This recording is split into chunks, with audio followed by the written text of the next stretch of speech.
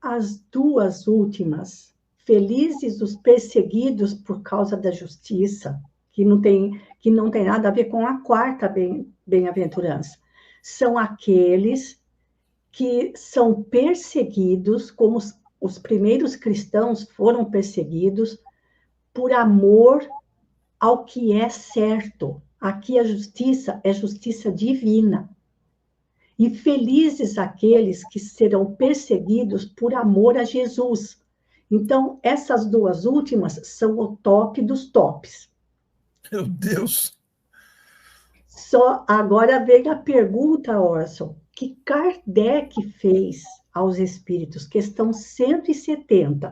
Vou ler para ser fiel às palavras do nosso mestre Kardec. Ele perguntou aos espíritos: o que fica sendo o espírito depois da sua última encarnação? Ou seja, ele já atingiu um grau de maturidade, evolução espiritual, que não precisa mais reencarnar. A resposta é curta e grossa: espírito bem-aventurado. Olha, que coisa linda, né? Portanto, nós ainda vamos demorar muito, como diz Emmanuel, que as bem-aventuranças são credenciais a serem conquistadas. E nós só vamos conquistar a condição de espírito bem-aventurado depois de desenvolvermos todas essas virtudes e atingirmos a categoria da primeira ordem, espíritos puros. Vai demorar um bocado de tempo. Vai demorar um bocado de tempo. O raciocínio que você nos apresenta, Maruísa, é magnífico, né? Uma sequência natural que Jesus apresentou, a gente vê que uma leva a outra.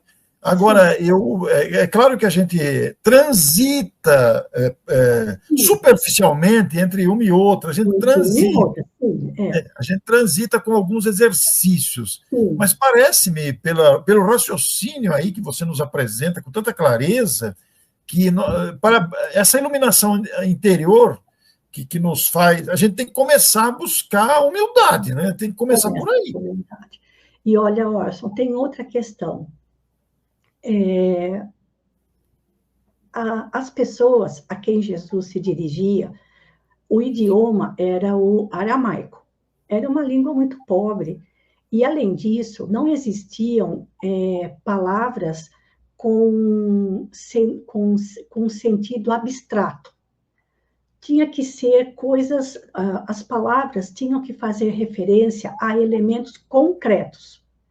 Então, o professor Severino Celestino, profundo conhecedor e professor do hebraico, autor do livro O Sermão do Monte, que eu tomo como referência nesses artigos que tenho enviado a RI, ele diz que Jesus não teria usado a palavra bem-aventurança e nem bem-aventurados, porque bem-aventurado é um sentido muito abstrato. O que significa bem-aventurado?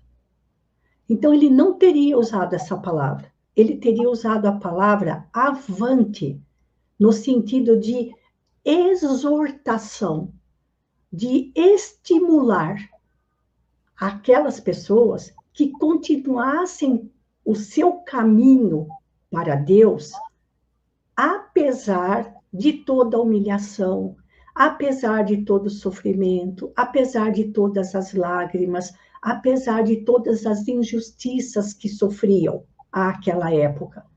Então, ele dizia, avante, no sentido de continuem caminhando, continuem trilhando o caminho que os levará até Deus.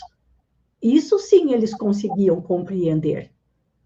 Então, ele mostra que houve muita distorção das palavras originais de Jesus para a maneira como as bem-aventuranças foram traduzidas para nós.